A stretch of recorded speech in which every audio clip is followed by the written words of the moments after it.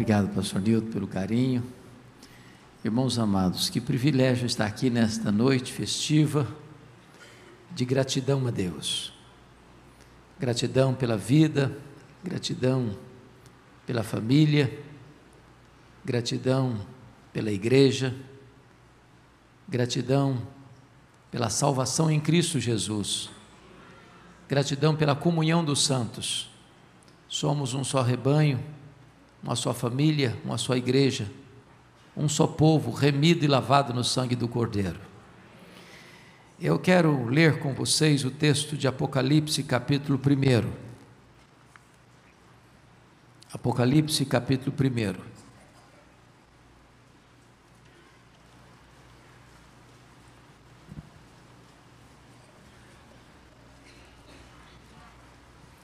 Dos versos 1 a 18.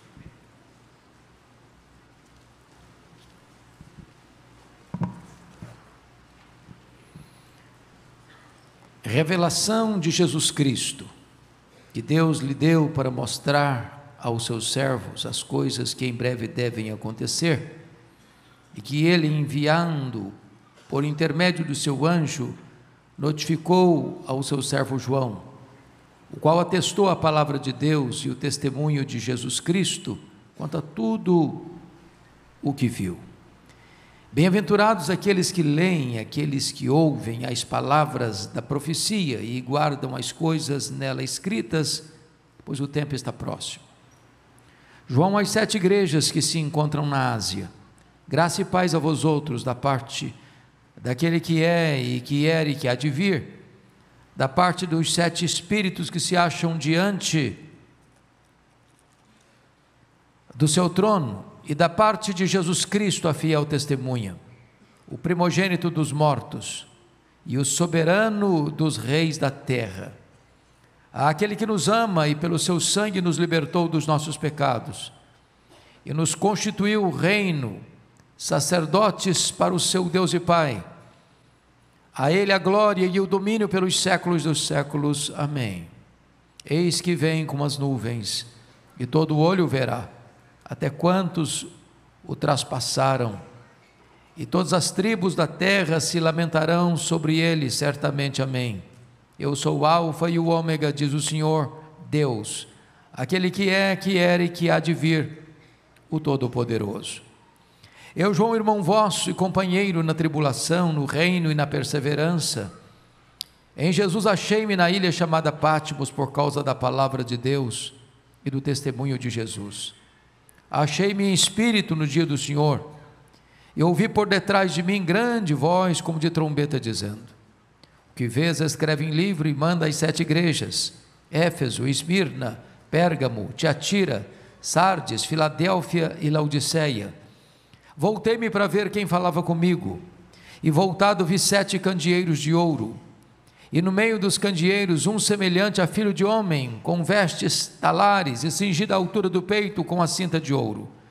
A sua cabeça e cabelos eram brancos como a alva lã, como neve, os olhos como chamas de fogo, os pés semelhante ao bronze polido, como nuvem ou como que refinado numa fornalha, a voz como voz de muitas águas. Tinha na mão direita 7 estrelas, e da boca saía-lhe uma afiada espada de 2 gumes. O seu rosto brilhava como o sol na sua força. Quando o vi, caí a seus pés como morto. Porém ele pôs sobre mim a mão direita, dizendo: não temas, eu sou o primeiro e o último, e aquele que vive. Estive morto, mas eis que estou vivo pelos séculos dos séculos, e tenho as chaves da morte e do inferno. Amém. Nós estamos aqui hoje para agradecer. Mas a pergunta é: agradecer a quem e por quê? E eu quero, à luz desse texto, dizer que nós estamos aqui para agradecer, primeiramente, quem Jesus é. Segundo, estamos aqui hoje para agradecer o que Jesus fez por nós. E terceiro, dizer que implicações tem isso na nossa vida aqui e agora. O contexto revela que João foi banido para esta colônia penal.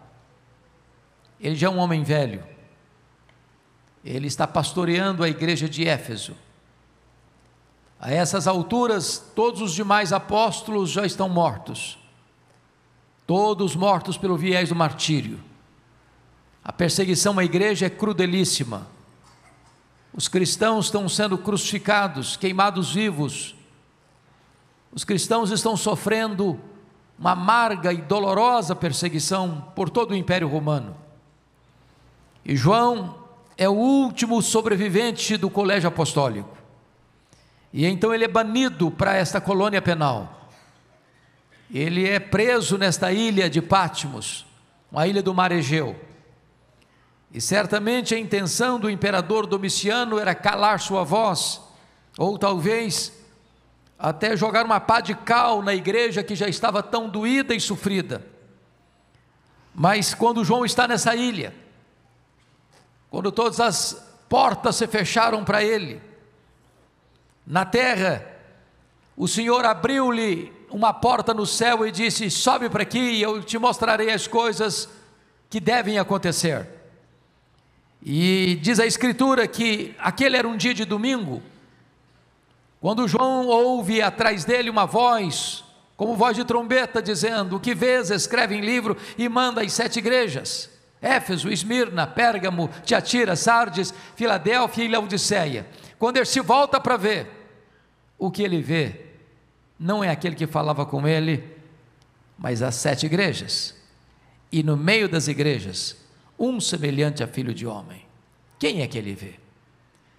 A primeira coisa que eu quero então destacar é a pessoa incomparável do nosso glorioso Salvador, a quem hoje estamos agradecendo e por quem estamos agradecendo ao Pai. Quem Ele é? Quem é o nosso Salvador? E a primeira coisa que nós encontramos aqui, que Ele é o grande rei e sumo sacerdote, conforme está descrito no versículo de número 13. É semelhante a filho de homem, com vestes talares e cingido à altura do peito com a cinta de ouro. Ele é o grande sumo sacerdote, Ele é o ofertante e Ele é o sacrifício.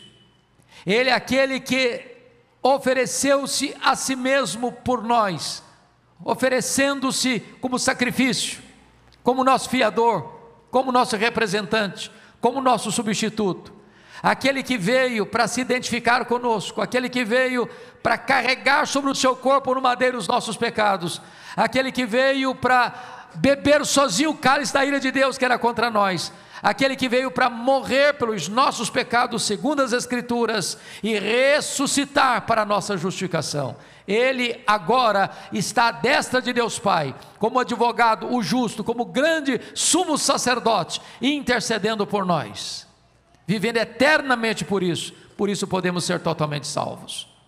Mas João vê aqui como o Rei dos Reis, João vê aqui como aquele que é exaltado acima de todo principado e potestade, aquele que governa o universo, que governa a igreja, aquele que dirige o universo, aquele que conduz os destinos da nação, aquele que está governando a sua própria igreja. Esta é a ideia que João tem do nosso glorioso Salvador. Ele é o sacerdote, Ele é o rei e Ele está presente com a sua igreja, Ele está no meio das igrejas, Ele está sondando as igrejas, Ele está corrigindo as igrejas, Ele está exortando as igrejas, Ele está consolando as igrejas, Ele está fazendo promessas para as igrejas, e Ele está aqui nesta noite, entre nós, recebendo este culto de adoração e louvor.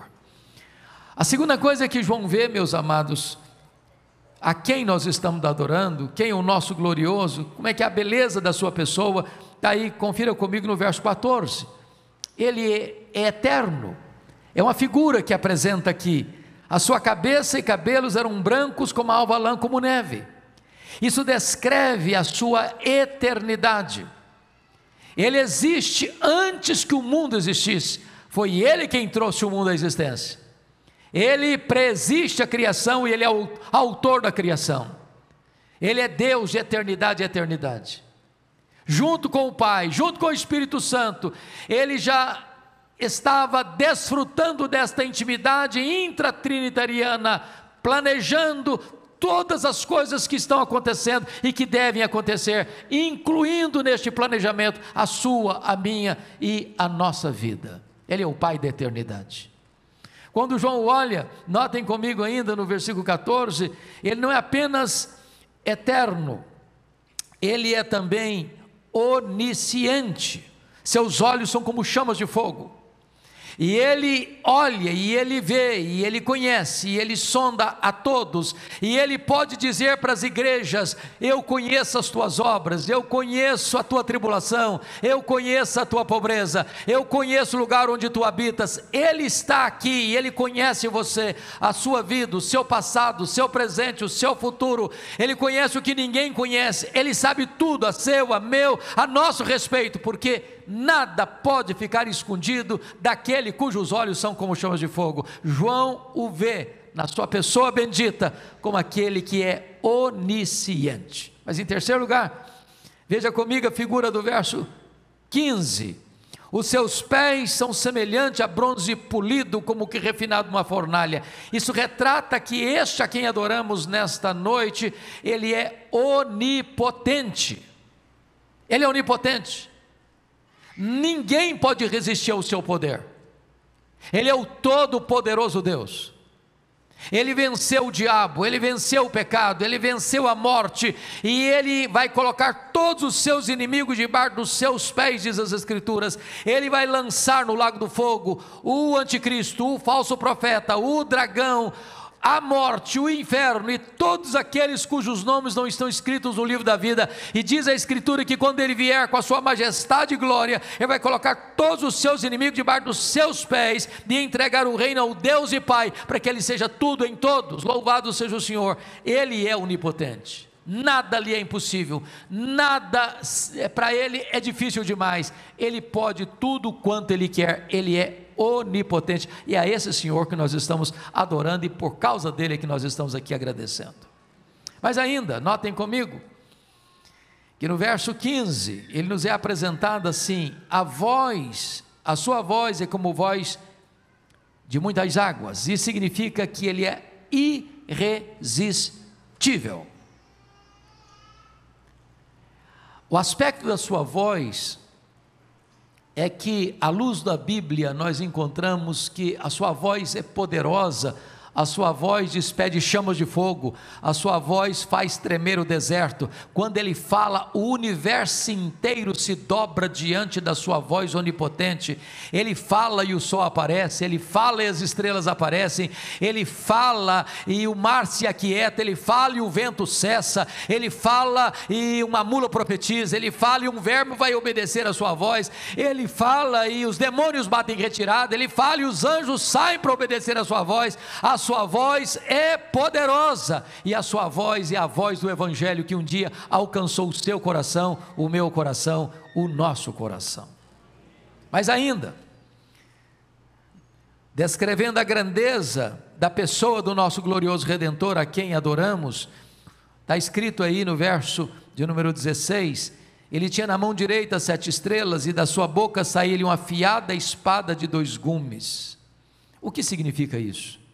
Significa que ele é vitorioso. Meus amados irmãos, às vezes você encontra em algumas obras de escatologia a descrição da guerra do Armagedon, e muitas pessoas conseguem colocar essa batalha final como se fosse uma luta, um conflito, uma conflagração, um embate entre nações poderosas com armas poderosas, com armas feitas pelas mãos humanas.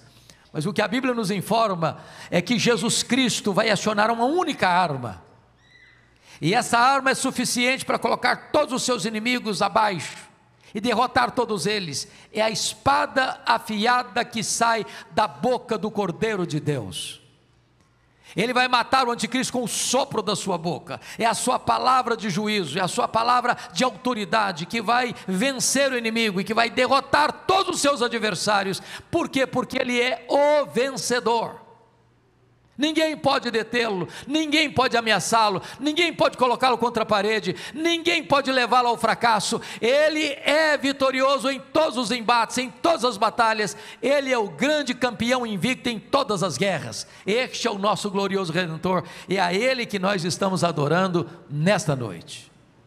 Mas ainda, veja comigo no versículo de número 16, quando diz que o seu rosto brilhava mais do que o sol na sua força. Ele é também glorioso. O que eu acho bonito, pastor Newton, nesse texto, é que quem está descrevendo isso é o discípulo mais próximo de Jesus.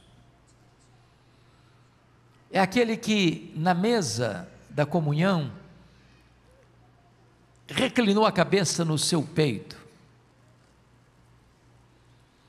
É o discípulo amado. É aquele que tinha uma vivência íntima com Jesus, que caminhou com Jesus, que viu os milagres de Jesus, que esteve presente nos momentos mais íntimos do ministério de Jesus. E agora o Cristo da glória aparece para ele. Não mais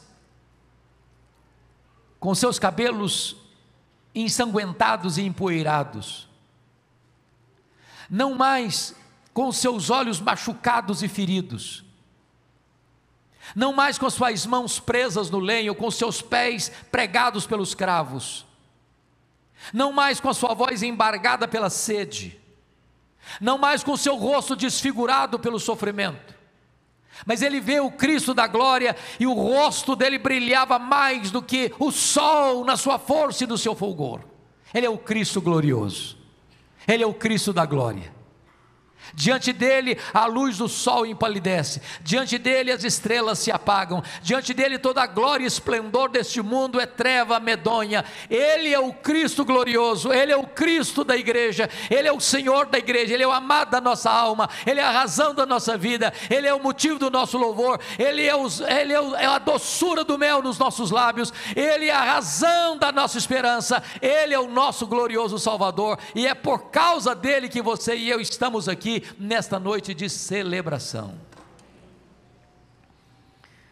Mas ainda, descrevendo o nosso glorioso Redentor, vejam vocês, versículo 18, que ele é o Cristo conquistador. Está escrito: eis que estive morto, mas eis que estou vivo pelos séculos dos séculos, e tem as chaves da morte e do inferno. É tremendo que a Bíblia nos informa que a morte é o rei dos terrores, e que a morte é o último inimigo a ser vencido.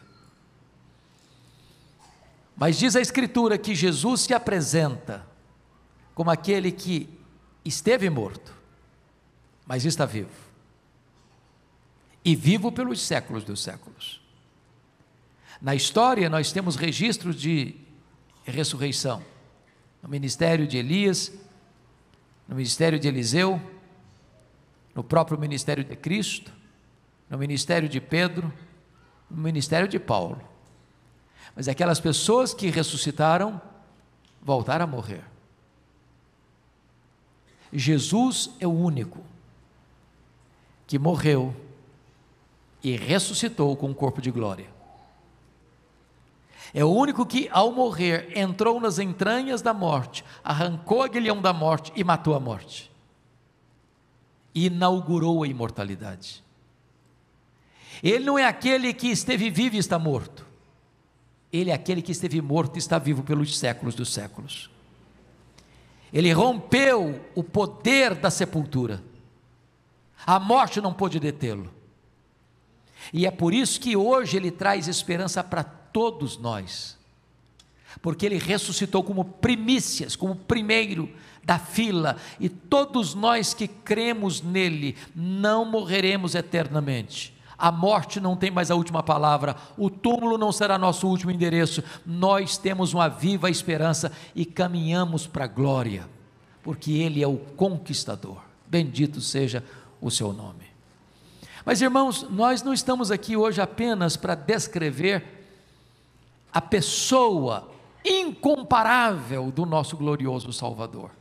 Estamos hoje aqui também para agradecer a sua incomparável obra a nosso favor. E a primeira coisa que você encontra nesse texto, no versículo 5, é que ele nos amou. Veja você comigo, aquele que nos ama. E os puritanos do século 17 na Inglaterra diziam com muita eloquência, falando do amor de Deus: você acha pouco o fato de você ser amado por Deus? De vez em quando, pode ser que o nosso coração nos traia, nutrindo algum sentimento de inferioridade, autoestima achatada, um sentimento de desvalor. Mas entenda uma coisa: você é amado pela pessoa mais importante do universo. Ele ama você com amor eterno, Ele ama você com amor perseverante, Ele ama você com amor santificador, Ele ama você com amor sacrificial. Ele não ama você por causa dos seus méritos, Ele ama você apesar dos seus deméritos. O amor dele por você é copioso, é imerecido e é provado. Este é o amor que o Senhor Jesus tem por você.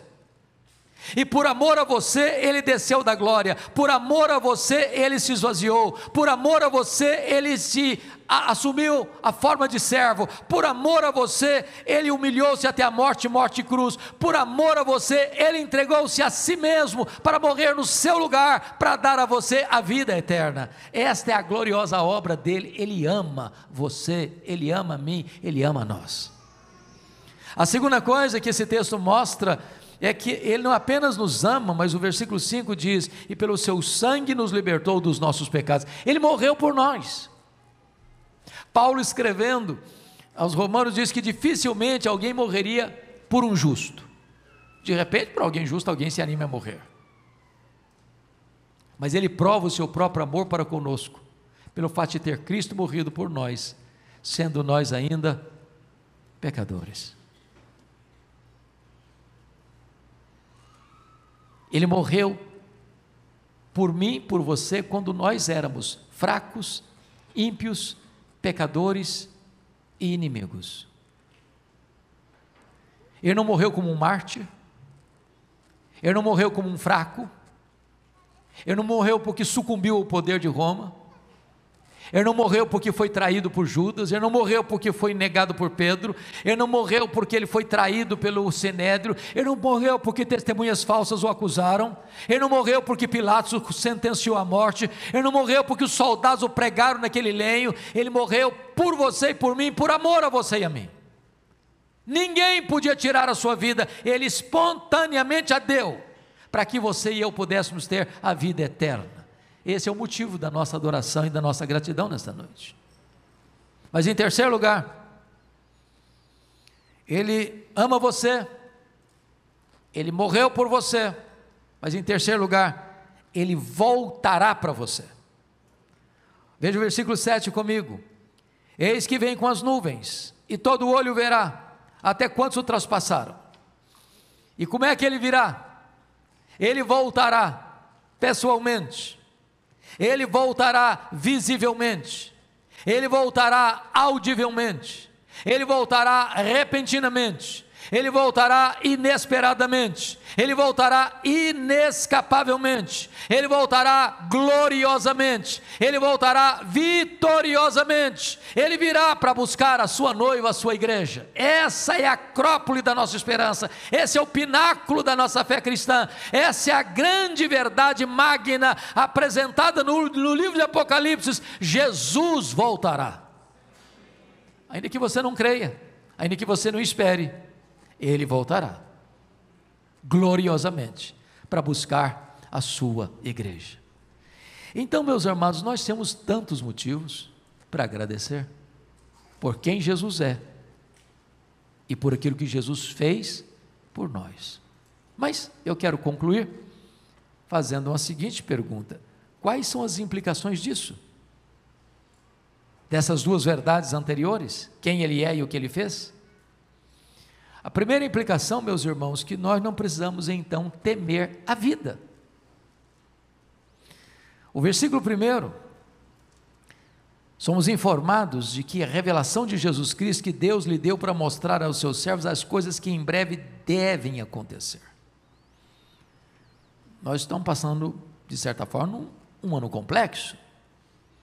Os prognósticos não são tão otimistas.